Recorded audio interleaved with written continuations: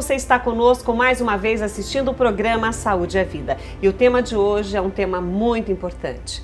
Quem viveu na década de 80, 90, com certeza viveu muito medo e susto, porque AIDS era um tabu. Quem tinha jamais falava, porém a necessidade de falar sobre o assunto ficou evidente, porque a contaminação se espalhou de forma muito intensa e muito rápido. Portanto, ao longo destes anos, claro, a medicina, as tecnologias, os medicamentos, né, as indústrias farmacêuticas, todo o investimento para melhorar a qualidade de vida de quem é portador do HIV, de uma pessoa com HIV, então tudo isso foi mudando e melhorando, porém, a gente pensa que isso acabou? Não. Mesmo quando não se fala pelos meios sociais, pelas redes sociais ou pelos meios de comunicação, ela existe, né? A AIDS, como a gente fala, que já os sintomas de quem tem o HIV. Então nós vamos conversar e o assunto é muito sério. Mas eu quero, antes de falar de números, eu quero apresentar para vocês, já nesse primeiro bloco, o doutor Leonardo Ruffin, que é médico e infectologista do Hospital Veracruz, está aqui conosco, tem um currículo intenso, mas o foco do trabalho dele é essa medicina que aborda com profundidade as moléstias infecciosas. E tem, gente, sem brincadeira, um currículo grande, mas a gente vai se atentar hoje ao nosso tema, que é AIDS. Seja bem-vindo, doutor. Muito obrigado pelo convite, Rita, é um prazer estar aqui, né? E é um prazer falar sobre esse tema, né? Acho que é um tema de extrema relevância, né?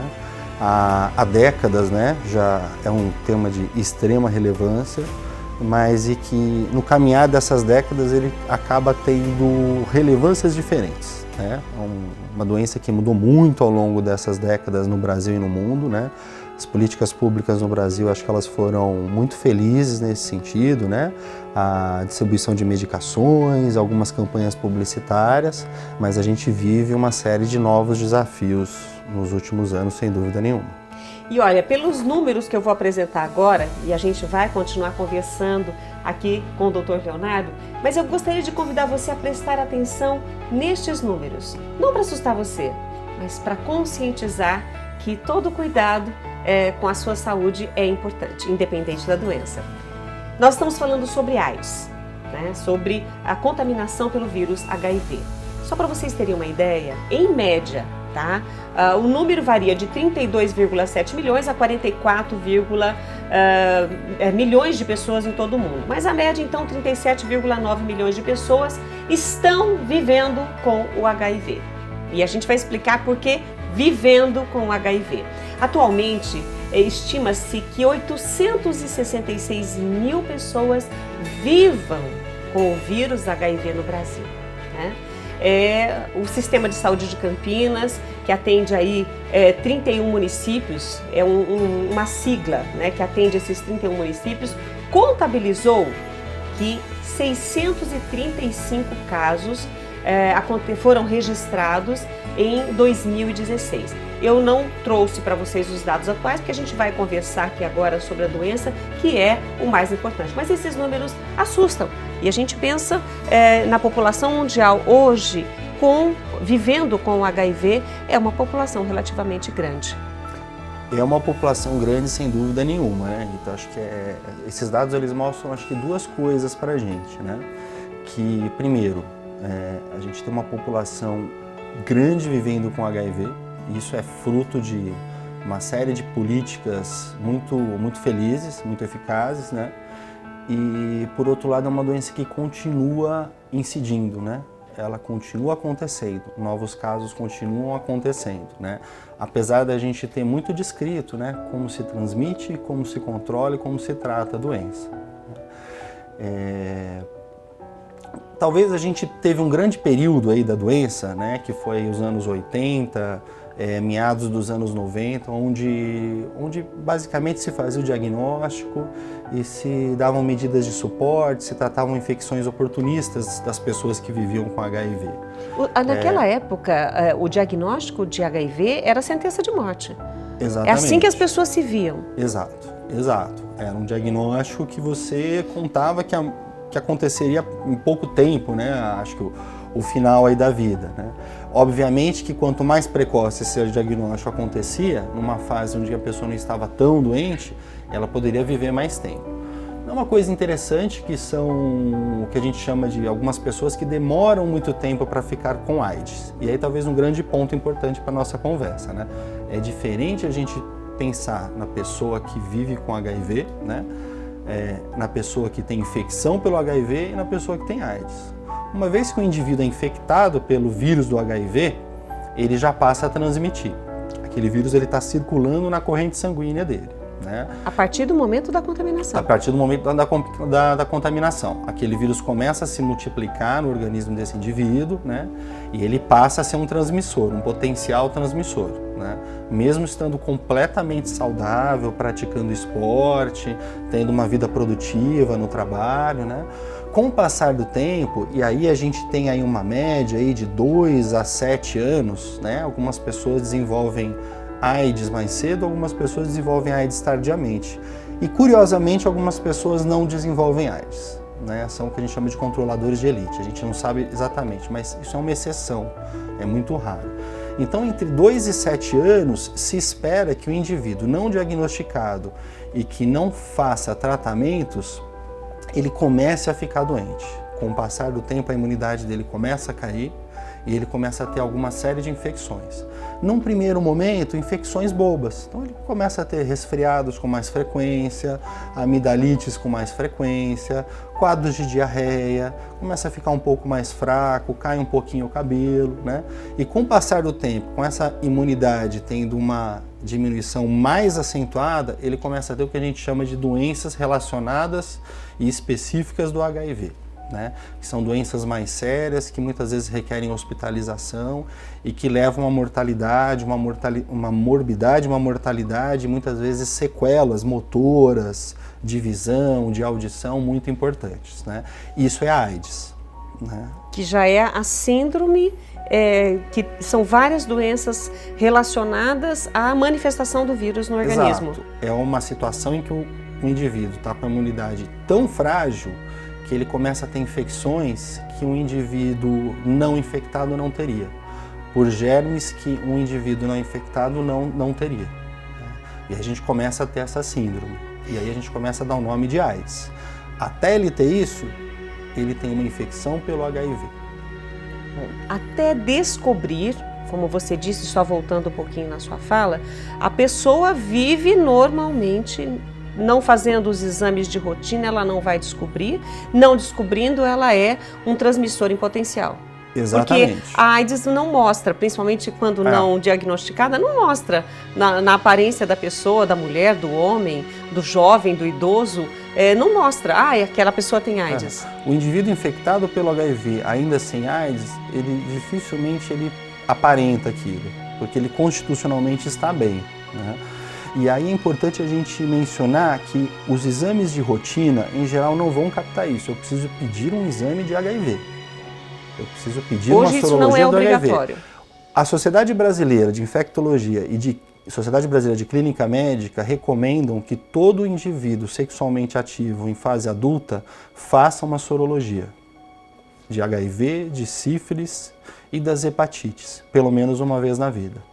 Pelo menos uma vez. Independente se ele tem ou não comportamento de risco, independente se ele se expôs a uma situação de risco. Por quê? Porque hoje a gente sabe que existem muitas pessoas vivendo com HIV, se relacionam com outras pessoas. Então a gente imagina que todo mundo que tem vida sexual ativa é um candidato a ter essa infecção, né? Acho que a gente abandonou um pouco essa coisa do grupo de risco, né? E a gente entende que hoje todo adulto com vida sexual ativa, ele pode se infectar, sem dúvida nenhuma.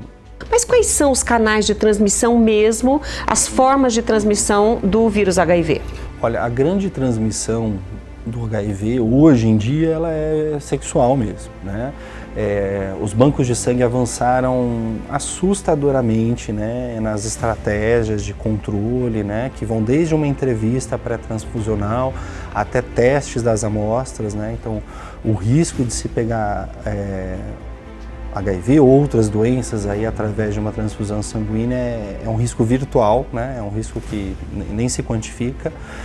Através de transplantes de órgãos, muito pouco. Acho que talvez um risco que ainda está presente no cotidiano e que eu tenho uma paciente internada, que talvez seja esse o método de transmissão, foi através de compartilhamento de alicate de unha em manicures, né? Então a gente enfatiza o uso do equipamento individual ou que se garanta a esterilização qualificada, né?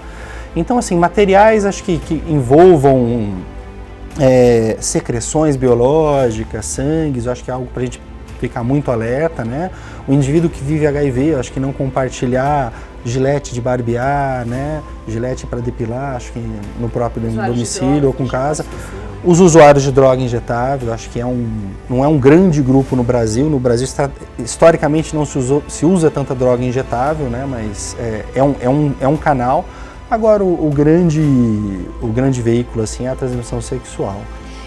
É importante nós falarmos, doutor, sobre quais grupos estão mais suscetíveis a essa contaminação. Ou qual grupo, faixa etária é mais suscetível? Olha, assim, ainda temos grupos que concentram a grande maioria dos casos, né? Mas eu acho que é importante a gente salientar os grupos que eu começo a ter uma grande incidência, né? E os dois extremos de idade são grupos, acho que merecem uma menção nossa, né? Acho o grupo aí dos adultos jovens, e a gente pega aí uma faixa etária dos 17 aos 25 anos, né? É um grupo que vemos assim uma incidência cada vez maior, né? Vem se destacando nesse sentido. E algumas pesquisas mostram algumas causas para isso, né? A gente consegue inferir algumas possíveis causas, né? Antes que o senhor fale, qual é o outro grupo que também, dentro dessa faixa etária determinada, corre o risco da contaminação, eu vou pedir licença, porque nós vamos para um rápido intervalo, tomamos o nosso copo d'água e a gente volta para continuar esse assunto, porque ainda teremos o doutor Gabriel, que é psicólogo, e vai nos também sintonizar a respeito dessa doença e de como ela trabalha aqui na nossa mente, no nosso psicológico, tá bom? Então, um intervalo, um copo d'água e a gente volta já.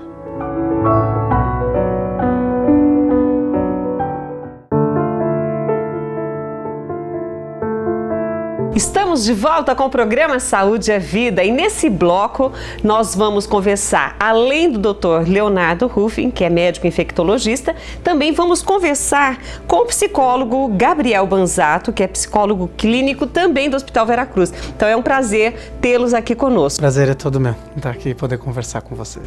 E eu só antes de falar com você, Gabriel, claro, eu vou sintonizar quem está em casa que nós encerramos o bloco anterior falando sobre as faixas etárias. E o Dr. Leonardo falou sobre os jovens, que nós ainda vamos continuar sobre esse assunto, mas existe uma outra faixa etária que é muito interessante, que as pessoas não pensam, que são os idosos, né? Depois a gente retoma os jovens. Eu gostaria que o senhor falasse sobre os idosos. Exato, os maiores que 65 anos, aí a gente vê que eles têm tido uma incidência diferenciada aí em relação ao HIV, tem tido um aumento nessa faixa etária. Não que seja uma faixa etária que eu tenha mais casos de HIV, mas é uma faixa etária onde se cresce nos últimos anos as infecções pelo HIV. Né? Alguns fatores que a gente julga importantes, primeiro a longevidade das pessoas, né? Então, há 30 anos atrás não se vivia com tanta frequência até os 90, até os 100 anos de idade. Né? Os idosos hoje em dia eles viajam, eles têm uma vida com muito mais qualidade, né? Eles ficam viúvos, eles voltam a namorar, né? Você tem hoje uma série de estratégias farmacológicas para que o idoso continue com uma vida sexual ativa, né? E é uma geração que, diferente talvez, acho que da nossa geração, não cresceu aprendendo a ter uma vida sexual com preservativo, né? Então são dois extremos. O jovem que não conviveu com os problemas e a divulgação das consequências da contaminação pelo HIV, e o idoso que também não viveu isso, ou ele não assimilou que isso poderia acontecer com ele. Seria isso? Sem dúvida, sem dúvida. Acho que para todos nós, né, é difícil a gente imaginar que aquela velhinha que faz tricô, com cabelinho branco, de óculos, ela pode ser uma portadora do vírus, né? E se ela tem vida sexual ativa, né, eu acho que é possível isso acontecer, né? Notadamente se não toma as devidas, né, as devidas medidas aí de contenção da transmissão. Acho que antes da gente falar dos jovens, acho que uma coisa que é universal para todo mundo, que eu gostaria de enfatizar bastante, é que a adesão às terapias faz com que o indivíduo tenha carga viral baixa, ou o que a gente chama de indetectável, que é o nosso alvo. E um indivíduo com carga viral baixa, indetectável, tem uma chance infinitamente menor de transmitir HIV do que outros indivíduos que não tratam.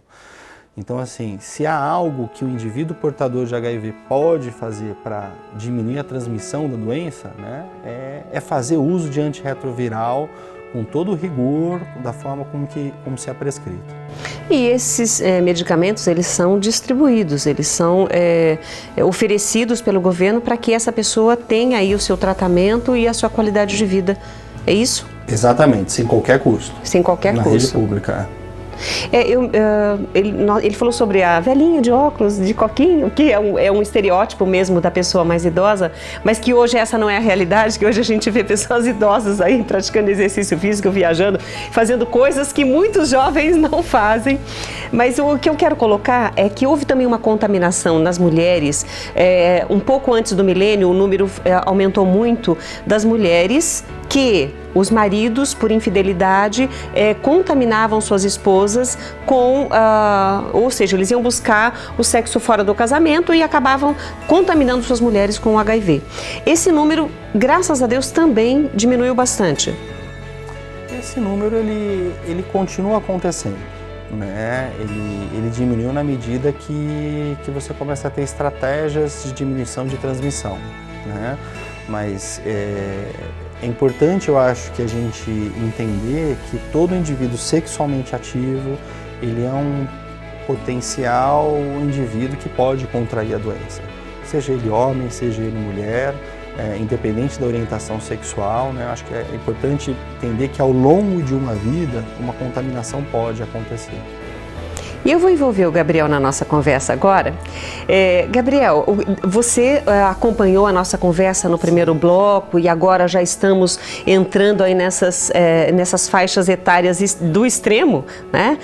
E um comentário que o Dr. Leonardo fez no bloco anterior é que todo indivíduo adulto deveria, pelo menos uma vez na vida, fazer os exames. Porque a pessoa pensa assim, isso nunca vai acontecer comigo. Esse é o pensamento, independente da faixa etária? Eu imagino que sim, né? Acho que a ideia de que nunca vai ser acometido por nenhum tipo de afecção grave ou que seja, assim como não pensa nunca que vai poder ter um câncer ou vai poder ter qualquer outra doença, acho que a pessoa imagina que HIV é algo que está muito distante, né? E eu acho que depois de muito tempo, de muita campanha, acho que às vezes há uma sensação de que isso é algo que não existe ou que está muito distante da realidade. Eu acho que, como o doutor estava comentando, isso não é verdade, né? Todo mundo que tem uma vida sexual ativa está correndo, faz parte do grupo de risco, né? O grupo de risco são todos que têm essa vida sexual ativa, né? Então, eu acho que essa fantasia acaba desprotegendo, né, a pessoa de tomar algumas medidas de cuidado, né? Como preservativo, acho que a gente estava falando antes também dos jovens, né? E eu acho que os jovens, eles caem por aí, né? Eu acho que com a ideia de que são invencíveis, de que não estão expostos a esses perigos, o que é até certo ponto natural da própria juventude, né? Acho que pensando na adolescência, até esse início de vida adulta, né? Que eu acho que é onde ficou a faixa, né? Dos 17 aos 25. E às vezes uma sensação de que não está exposto a nada disso, né? Que é natural. E aí eu acho que as outras questões relacionadas a não ter a experiência, talvez, que as pessoas da nossa faixa etária tiveram, de viver a década de 80, 90, que se falava muito sobre HIV, né, nas escolas, a televisão, em todo lugar isso era muito divulgado e acho que talvez a geração mais jovem tenha tido pouco contato com isso ou ficado com uma sensação de que isso foi banalizado, né? Como se isso não fosse tão importante, né? E acho que aí acaba, vamos dizer, incentivando mais ainda o comportamento de risco, às vezes sem se dar conta das consequências, né?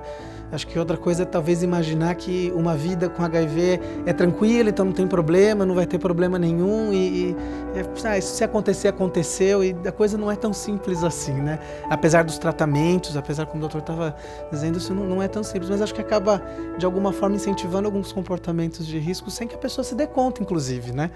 Inclusive, na nossa conversa, antes de começar o programa, até o que conversamos no programa você está acompanhando, mas o que a gente conversou fora, e eu vou trazer à tona aqui agora, é que alguns jovens, segundo o Dr. Leonardo, eles fazem o seguinte: eles se desafiam a não contrair o vírus, mesmo sabendo que aquele parceiro, um ou mais, tem o HIV. É assim, doutor? Isso de fato acontece, né? Alguns grupos em específico, né? Eu acho que promovem alguns encontros onde existem pessoas que vivem com HIV naqueles grupos e talvez tenha uma adrenalina aí, né? Um pouco essa coisa do desafio. A ideia, né? do desafio, de estar exposto a uma situação de perigo, isso tudo motiva, né? As pessoas pulam de paraquedas, fazem atividades radicais, eu acho com essa mesma intenção, né? Do risco, né? Com certeza. Eu imagino que é algo muito próximo a isso, né? Esse furor aí de poder acontecer ou não acontecer. E aí de estar nesse grupo algumas pessoas que são portadoras do vírus, né? E terem relações desprotegidas, e esse é o grande atrativo, né? Eu acho que assim, acho que são fatos que acho que acontecem nesse nosso mundo contemporâneo, né? E que as políticas públicas têm que dar conta disso, né? De alguma forma. Eu acho que, de uma forma, sem censura, mas atingindo esses grupos, né? Talvez informando de fato o risco que eles correm, né? Porque talvez essa geração não perdeu as pessoas que nós perdemos. Perfeito. Né? Alguns ícones de mídia, de música, enfim, de uma série de coisas. Não tiveram tanta exposição, né, de que se falava sobre isso. Eu acho que é importante pensar que realmente a informação, e a informação clara, né, ela é transformadora. E eu acho que é o único caminho possível, né, porque... E hoje a informação é tão fácil. É tão acessível, mas parece que as pessoas estão impermeáveis, não penetra. Seria isso? As pessoas não estão assimilando, voltamos aqui lá, isso não vai acontecer comigo, não me interessa, então pula. Acho que é de se pensar, né, se teve uma diminuição de campanhas ou não teve, eu não tenho esse dado, eu não sei dizer, mas acho que de tanto foi feito, eu fico pensando que ficou algo banalizado mesmo, né, de perder um pouco até o peso que se tinha no momento em que aquilo era dito, né, e talvez precise outras estratégias, né, acho que aí teriam que se pensar outras estratégias de comunicação, acho que levando em conta essa questão de sem censura, numa comunicação muito clara, mesmo com um público jovem, e que eu acho que a informação é o que é possível, né? Eu acho que a estratégia da informação, que eu acho que é outra história, né? Pensar qual estratégia é possível. E assim, pensando no público dos idosos, né, e dos jovens, são estratégias que têm que ser muito diferentes, né? Com mídias diferentes, né? Canais diferentes. Com certeza. Um levantamento que foi feito a respeito das causas que levam os jovens a se contaminar com muito mais facilidade e fazendo crescer esse número na estatística, é que as campanhas são ineficazes. Elas abordam somente os profissionais do sexo, que tem que tomar cuidado e etc., mas não traz para o jovem essa linguagem que você citou, Gabriel. Acho que reforça o estigma de que tem pequenos grupos que são transmissores de HIV, como se todo o resto que não faz parte desse grupo tivesse a salvo, né? E eu acho que, como o doutor estava dizendo, isso não é verdade, né? A experiência de quem está à frente trabalhando com isso não é essa. Basta ter vida sexual ativa que você faz parte de um grupo de risco de poder se contaminar. Então, realmente, o foco, né? Você estava falando dos jovens, eu não vejo propagandas, por exemplo, no Facebook ou em outras mídias digitais, por exemplo, que seria algo de abordar os jovens, ou para os idosos, talvez por outros caminhos que pudessem estar abordando o tema, que é um tema tão relevante, né? Acho que é um caminho para poder cuidar, né? E evitar a transmissão. A sua orientação, Gabriel, psicologicamente pensando no ser, o que você fala para todos, independente da faixa etária, como trabalhar isso dentro de si, tendo ou não o HIV, em matéria de prevenção e cuidados? Eu acho que é buscando informação, acho que tendo um processo de contato consigo mesmo. Eu acho que com relação a quem com quem já vive com HIV, eu acho que a gente tem que pensar talvez diferente. A pessoa que vive com HIV talvez possa estar exposta a um sofrimento muito grande por todo o estigma que a doença ainda carrega, né? O contato que eu tive com pacientes que vivem com HIV é muitas vezes de muita culpa, às vezes de viver numa situação de muita ansiedade, com dificuldade de manter relações afetivas, às vezes com parceiros.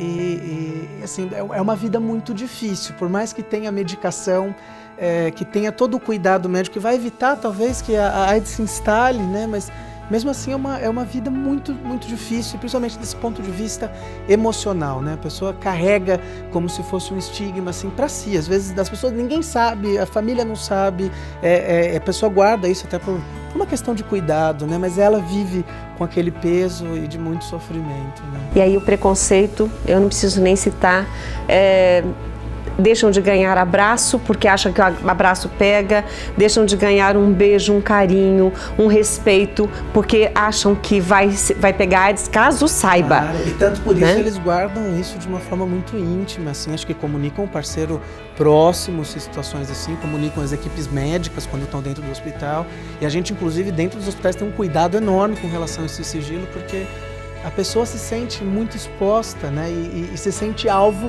desse tipo de mudança de comportamento de quem está por perto. E isso afeta, assim, afeta a vida emocional da pessoa. Ela acaba passando por situações muito intensas e aí podendo acarretar em situações de depressão ou mesmo uma situação ansiosa ou até crise de pânico. São situações que não são incomuns.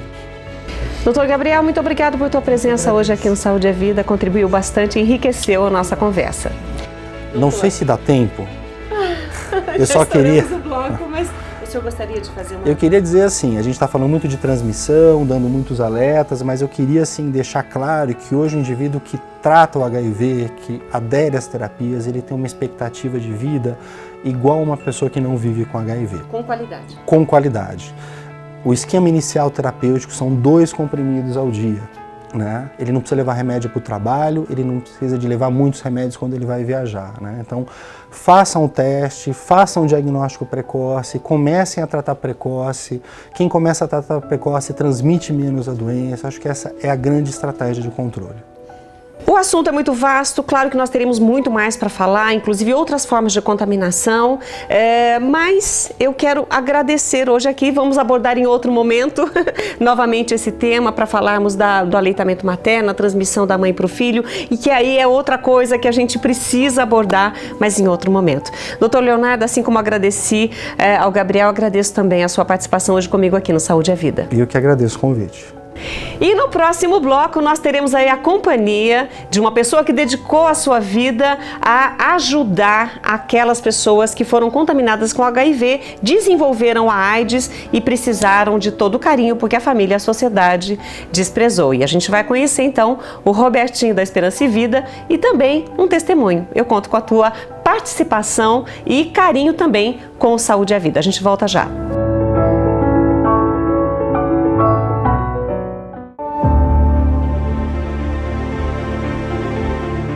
Que está acompanhando o programa Saúde é Vida, chegou o momento de nós conhecermos não só uma pessoa que foi diagnosticada com o vírus do HIV e já vive todas as síndromes, né, todas as doenças dessa síndrome que é a AIDS, e também o nosso querido Robertinho. É mais fácil falar como Robertinho, porque todo mundo só conhece como Robertinho da Associação Esperança e Vida. Sejam bem-vindos, os dois. Obrigado pelo convite, um grande prazer poder estar aqui e compartilhar com seus telespectadores aí, né?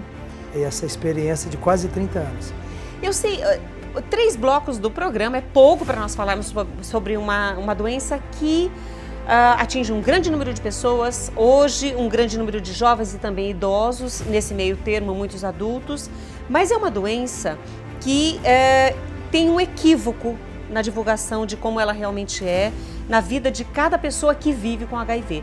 E conversando com o Robertinho um pouco antes desse bloco, ele me disse o seguinte, ele falou, Rita, uma pessoa que hoje faz o tratamento, que é portador do HIV, ele toma em média 30 comprimidos. E nós até demos um número muito menor hoje no programa, mas eu gostaria que você me começasse falando sobre isso. Como é a vida de um paciente, uma vez que você tem vários filhos lá na casa, que tem esse problema?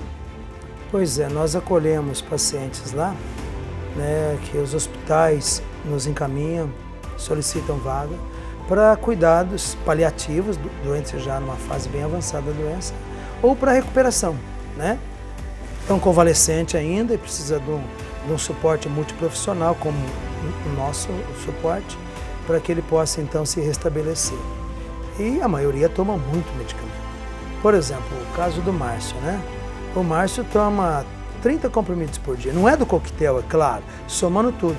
Medicamento para profilaxia, para terapia das doenças oportunistas, somando tudo isso, chega aí em 30 comprimidos por dia. Ele já desenvolveu uma cirrose hepático-medicamentosa por conta disso, né, pelos efeitos colaterais do coquetel e também das outras medicações que ele faz uso. Então isso acaba desmistificando aquela ideia, né, aquela pseudo-ideia que está solta por aí, que agora tem remédio. É verdade, tem medicamento, claro, de 96 para cá, com a descoberta dos antirretrovirais, né, o paciente agora pode ter uma sobrevida, né, com qualidade. Mas a AIDS ainda continua uma doença sem cura e fatal. Eu perco lá em casa 5, 6 filhos por ano, entende? Se pegar o atestado de óbito deles, o que a gente vai encontrar? Causa-morte número 1, cirrose hepático-medicamentosa. Número 2, pancreatite medicamentosa. E a última causa é a síndrome da imunodeficiência adquirida, a AIDS. Quer dizer, a AIDS mata menos do que os efeitos colaterais da medicação usada aí por muito tempo. Então isso acaba desmistificando, né, desmascarando essa falsa ideia, né? Olha, se você pegar o HIV, você toma medicamento e você vai viver muito bem e feliz para sempre.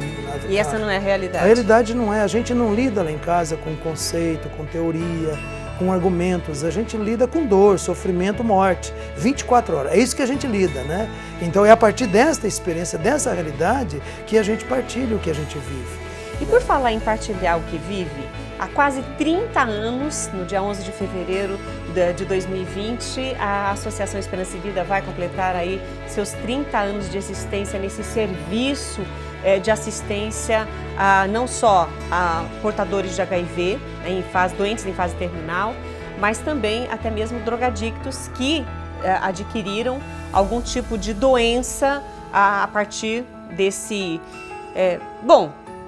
do uso de drogas.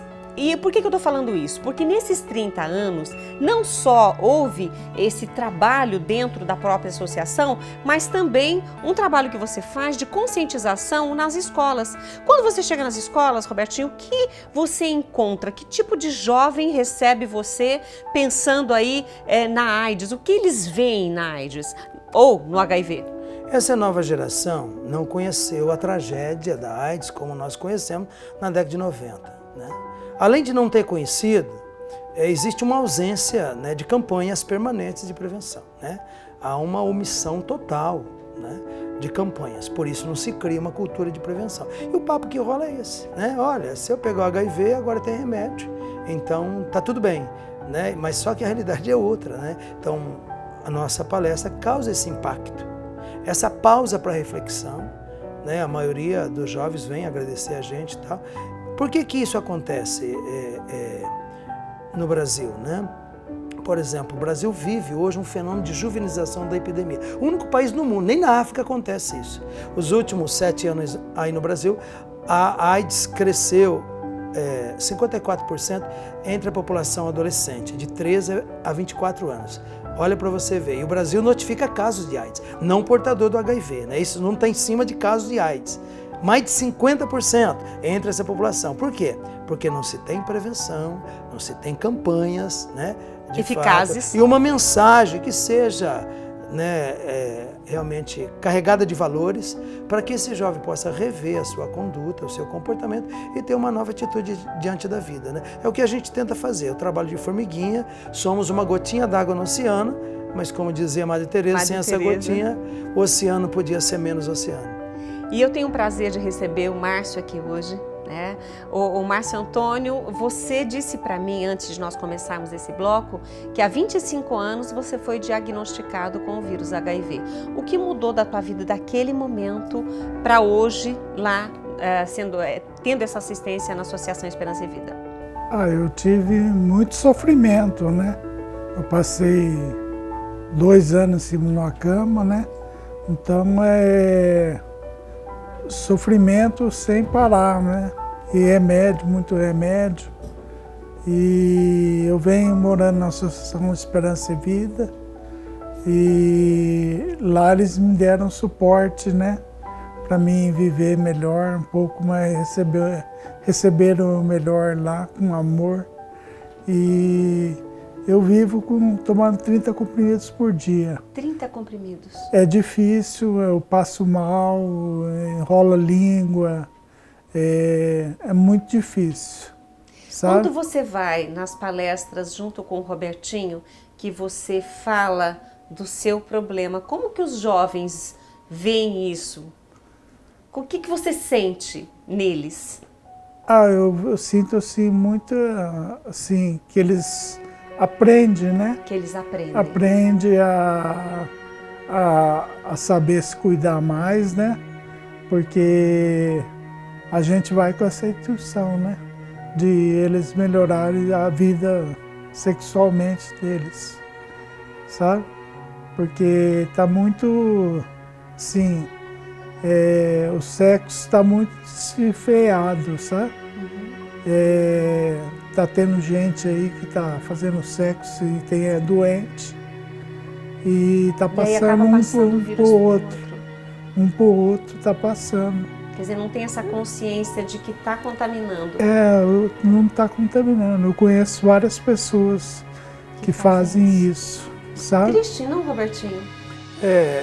Às vezes não é nem intencional, mas é de não acreditar ainda, né, em todas as consequências, o alcance que isso tem, entende, ao ter uma relação sexual sem qualquer cuidado, né, com a outra pessoa, infelizmente, né. Mas essa geração mais nova não acredita, né, na gravidade da AIDS, de tal modo que quando as escolas vão visitar a instituição, né, alunos entram, né, na enfermaria e se dão conta, né, encontram um filho com 25 quilos, outro com 30 quilos, alguns com sonda naquele quadro, eles param para dizer para a gente, falam, olha, ninguém quer mostrar isso para a gente. Falou, não, ninguém entre aspas, a gente está mostrando, né? Falou, não, quem poderia fazer isso? Quem poderia nos aproximar desta realidade ou aproximar essa realidade da gente poder tomar essa consciência, né? Uma nova atitude diante da afetividade, da sexualidade, não tem feito. Parece que a quem tem responsabilidade nisso não está nem aí com a nossa saúde. Eu escuto isso da juventude sempre, né? Esse desabafo, né? Esse apelo. Então é importante voltar os olhos, né? Porque não se tem uma cultura de prevenção nesse país. As campanhas que já foram feitas não atingem o comportamento. São informações técnicas, né? Destituídas de valores, entende? Muitas vezes equivocadas, né? Até falamos sobre essas campanhas hoje nos blocos anteriores. Muitas vezes ela não atinge porque a pessoa olha que nem um maço de cigarro, né? Fala de problema com a mulher, aí o homem vê, não, isso aqui não vai me atingir. Seria mais ou menos isso. A campanha de prevenção ou de alerta da AIDS também acontece a mesma coisa. Com certeza, informação é importante, mas não é suficiente. Conscientização é importante, mas não é suficiente. Convencimento, sim, muda comportamento. Como é que a gente convence alguém? Não tem argumento de convencimento sem valores, né? Então, quando a pessoa assimila os valores, ela se convence. Ela até já sabia, mas ela não tinha mudado a sua postura, né? Eu já atendi até médico, né? Partilhando comigo um teste de HIV, e eu perguntava para ele, doutor, mas faltou informação, né? Um colega médico falou, Robertinho, você está tirando comigo, né? Eu tenho 15 anos, né, de formado. Tá bom. Tá. E camisinha, faltou ou não? Enfiou a mão no bolso e mostrou um punhado de camisinha. Quer dizer, o que faltou? Ele falou, olha, acreditar que eu pudesse também ser contaminado. E tem outra, viu? Depois de 2, 3 latinhas de cerveja, eu não vou pensar em camisinha, não vou pensar em AIDS, né? É assim que a gente quer desfrutar o momento ali, depois a gente pensa nisso. Por quê? Porque não está convencido, entendeu? Então, mais do que informação, olha o trabalho todo que temos pela frente. Mais do que conscientização, nós precisamos convencer as pessoas de que a realidade está aí e precisa de uma nova postura diante da AIDS e das DSTs também. E apesar do nosso tempo curtíssimo para a gente falar de um tema tão vasto, eu quero disponibilizar, inclusive você vai ver aqui, o site da Associação Esperança e Vida, para que as pessoas conheçam o trabalho que vocês desenvolvem lá. E eu gostaria que você falasse também. esperançavida.org.br. Nós vivemos de doações, né? Não contamos com nenhum recurso público no momento, já tivemos convênios no passado, né? E nesse momento não contamos com nenhum recurso público, somente de doações de pessoas generosas, solidárias à nossa causa, né, e com a divina providência para manter os nossos serviços. Nós temos 140 pessoas internadas, né? Na cidade temos 50 entre doentes de AIDS e moradores de rua, e na comunidade terapêutica nossa para dependentes químicos, mais 90 homens. Uau! E agora vamos abrir a nossa feminina até o final do ano, porque com mulher quase ninguém quer trabalhar, né? 10 vezes mais difícil mulheres adictas do que homens, né? Ainda mais mulheres soropositivas. Por isso muitas não conseguem nem tomar o coquetel, porque estão na ativa do uso da droga. Primeiro precisa encontrar a sobriedade, para depois aderir ao tratamento. Me parece que o poder público não está atento a isso, né? Então nós vamos também implantar a nossa comunidade terapêutica feminina até o final do ano, se Deus quiser. Robertinho, eu só tenho que agradecer a tua presença aqui comigo, agradecer a presença do Márcio. Desejo muita saúde para você, viu, Márcio? Quem sabe um dia você volta aqui para falar que está firme e forte. E muito obrigada a você por acompanhar o programa Saúde é Vida. Nosso tempo curto, estouramos tudo, mas eu tenho que agradecer a presença dos nossos convidados e a sua companhia. Muito obrigada.